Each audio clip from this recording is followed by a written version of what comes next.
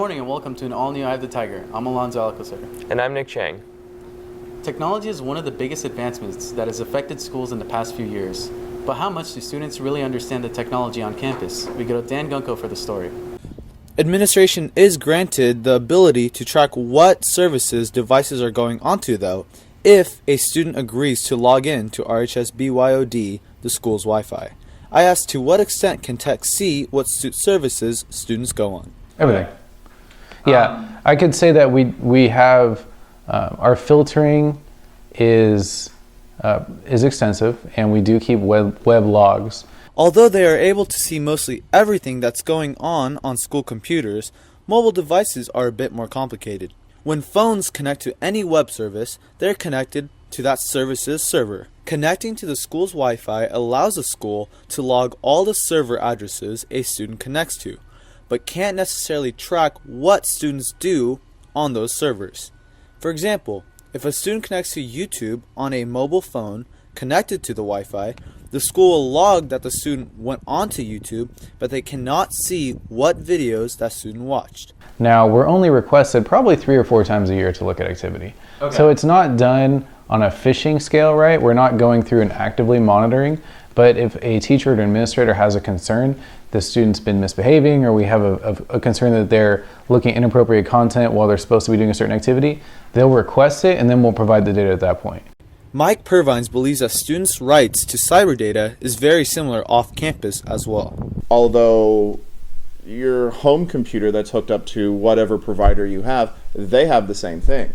So, your parents could call up the provider and say, where has my computer been going? I mean, these things are not, they're not actively collected, but they're collected nevertheless. Blocking certain websites and applications is part of the funding RJUHSD receives for ensuring students are focused in school. Really, we don't filter, for the most part, as you can see, we don't filter any news sources by any means. We don't filter, we do filter games, because games could be distracting, and per the AUP, students are not allowed to play games on the internet. Contrary to popular belief, social media platforms such as Twitter and Facebook are not blocked because they're deemed distracting, but because there aren't ways to fully filter any potential pornographic material. Ideally, we wouldn't have to block them, but they aren't content policed. Whereas you can pretty much post whatever you want to Twitter or Facebook or whatever it is.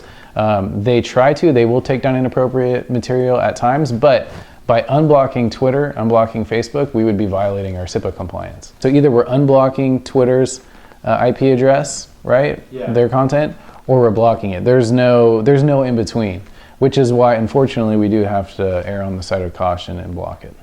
Overall, Mike Purvines believes that Roseville's cybersecurity is strong. Yeah, I think our site is fairly secure. Are there gaps and holes that come up? Of course there are. But usually when they get found out and stuff like that, we do our best to kind of block them and those sort of things. I think the campus is pretty secure. Make sure to read the full article at eyeofthetigernews.com. Roar prizes are back in stock. Roar tickets are given to students by teachers and can be exchanged for prizes. And so you just collect them, and each prize is worth different amounts of tickets, and you can just purchase those at the student store. Roar tickets can be turned in at Student Services. We now go to Josh Carson with sports. Good morning and welcome to this week's edition of EOTSN. I'm Josh Carson. Last Tuesday, I shared my opinion on the move of soccer to winter for the upcoming season in Tuesday Topic Tackle. Now it's time to hear from the athletes who have had to make the decision between the two sports, and also what it will be like to play an outdoor sport during the winter months. Cale Gibson has the story. There are a number of athletes who have played soccer in the fall and basketball in the winter during their time at Roseville High School. This year, they have to choose between the two. I think a reason why I chose basketball over soccer is because I enjoy playing basketball more, and I like the bonding on the basketball team more than I do like the soccer team. I chose basketball over soccer because I think that this year, or the last 3 years, we've been building up for our senior year, and I didn't want to just leave that behind. One of the reasons was that I'm going to try to play a sport in college, and I thought I had a way better chance playing soccer than basketball. So how will the switch affect both sports teams, according to the athletes? I think it will affect because Braden's going to play soccer, so he's kind of a big piece in our offense and defense. So we lose him now. I think the move from soccer to winter sucks because it forces people like me and Zach to quit a sport that we grew up loving and playing and choose one over the other. Another unknown going into the first season with soccer in the winter is how the weather will affect athlete performance on the field. Playing an outdoor sport during the winter months is going to be a lot different. You know, when we were playing during the fall, it was like hot out, your muscles were relaxed, and now during the winter we're gonna be really tight. You know what I'm saying? Transitioning to football, JV capped off a perfect 10-0 season on Friday night with a 35-20 win over Oakmont.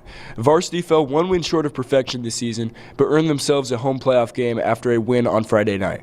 The Tigers started off strong on their first drive with a reverse option play to Rosano, fooling the Viking defense and putting them up a score. Oakmont wasn't going to back down, though, as senior captain wide receiver Eric Holmson takes the pitch and runs it 65 yards for the score, tying the game at 7. Shortly thereafter, 16-11, Martig de Clark on the deep strike to tack on 6 more plus the PAT for Roseville. Jariah Crawley delivered the biggest hit of the night, laying out Oakmont senior running back Angelo Valdez, who was able to shake it off and respond with a touchdown for the Vikings. Impressive after taking the massive hit. McMinn closes out the first half with a touchdown, giving the Tigers a 21-14 lead heading into the break. Now, early in the second half, starting quarterback Nick Martig went down with an ankle injury, which sidelined him for the rest of the game. You can see him being treated with ankle tape there. Oakmont kept fighting. Senior quarterback Jake Knapp with a slip and sends the ball on a trip to the end zone, cutting the gap to 7. But Roseville never trailed in this game as they scored 2 more touchdowns, one of them by Hayden Simpson on a 45-yard fumble recovery, as the Tigers punched their ticket to a home playoff game as they win 41-21. And that's it on your home for Roseville High School sports. Top plays, breakdowns, and more. I have the Tiger Sports Network, EOTSN. And now we go over to entertainment.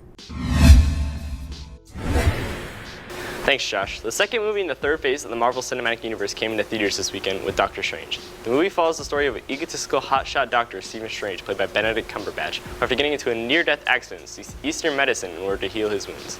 This eventually leads to him meeting the Ancient One, played by Tilda Swinton, who teaches him the ways of magic. The story for this movie was very refreshing and introduced a whole new realm of characters and ideas to the Marvel Cinematic Universe. This movie knows what it is and stays within those guidelines throughout the entire film. And I have to say, for introducing an entire new idea, Doctor Strange really knocks it out of the park. The visuals in this movie are absolutely euphoric, but hands down some of the best visuals I've ever seen. Director Scott Derrickson and the whole effects team really show they wanted to create a new and mind-blowing experience for fans, while also creating really unique and interesting battles that were very well done and kept me entertained throughout. The villain in this movie, played by Mads Mikkelsen, was very compelling, and an intimidating villain, finding to be a willing foe for Strange. Although they don't delve deep into his backstory, which is a problem for most Marvel villains minus Loki, you do get to see the motive for his ways. As far as supporting cast goes, Rachel McAdams, Chiwetel Ejiofor, and Benedict Wong are all great in their respective roles. Overall, Doctor Strange really blew me away. With phenomenal acting from Cumberbatch as Strange, I was pleasantly surprised by this film. They did a lot of things right in this movie. I really congratulate Marvel for doing something that is totally out of the box and nailing it. As far as flaws go for this movie, I don't have too many, but one of them is the lack of development for the villain, and the pacing for this movie at times was a little off. But other than that, Doctor Strange proved to me that Marvel is still doing the comic book genre justice, and why they're #1 in the game right now. Now we go over to Gabe for his review on the new Call of Duty. Thanks, Preston. Call of Duty Infinite Warfare was released on November 4th as the 13th installment in the series of first-person shooter video games. This game has some positives, but overall it just feels like the exact same thing as last year's Call of Duty, and the Call of Duty from the year before. It seems like every year another Call of Duty is released that is even more similar to the year before's.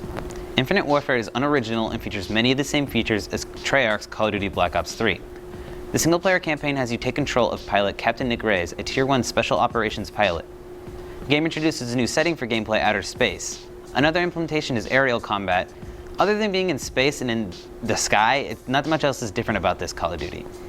The multiplayer game mode feels like a copy-paste of Black Ops 3. It boasts a new combat rig system, which is essentially the exact same thing as Black Ops 3's Specialist system.